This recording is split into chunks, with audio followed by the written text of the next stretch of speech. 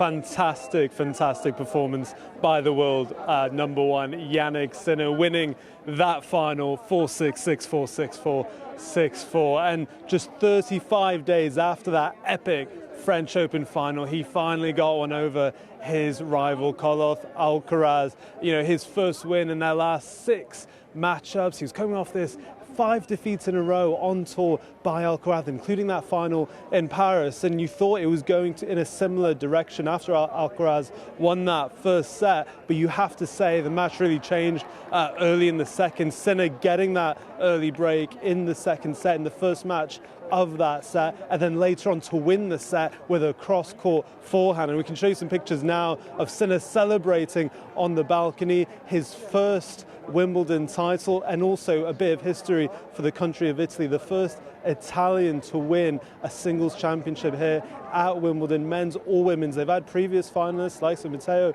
Berrettini and Jasmine Paolini as well, but Sinner adding to his ever-growing Grand Slam title list, 4 to his name now, and it was just absolutely imperious. Alcaraz, very rarely this championships had looked so frustrated, so annoyed that he couldn't reach his own levels that we know he is capable of. That's why he is a 2-time Wimbledon champion, but that reign is now over. It is now under the ownership of Jannik Sinner, and as I mentioned, what a performance and what an ovation he got from the centre court crowd as well. And Dan, just how big is it for Sinner to avenge that defeat in the French Open final, getting his revenge just 35 days later?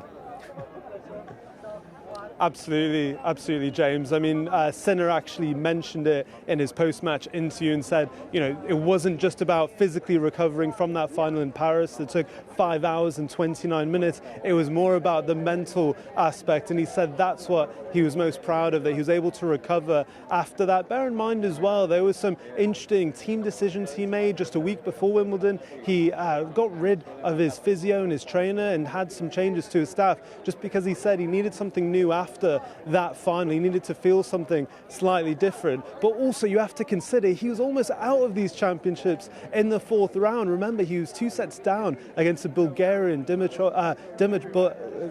Dimitrov, and we thought Sinner at that point could have been out of these championships, except Dimitrov retired through injury. And then you look at what Sinner was able to do after that in the quarterfinals, semi-finals against Ben Shelton and the great Novak Djokovic, beating both in straight sets, and he carried that form on here against Alcaraz, even though Alcaraz had won that first set. And even in that last set, when he had 3 championship points, let's not forget in Paris, Alcaraz saved all 3 and then went on to win that Grand Slam. But it wasn't to happen on this occasion. Sinner's game was just immaculate all the way round, whether it was his serve, whether it was his forehand. He caused Alcaraz all sorts of problems, especially with his drop shot, and Sinner now adds to his tally and really puts what is a rivalry, despite them both saying how great of an off-court relationship they have, this rivalry, it feels like, has just taken up another notch. But one thing I would say, rivalry aside, let there be no doubt, these are the 2 dominant players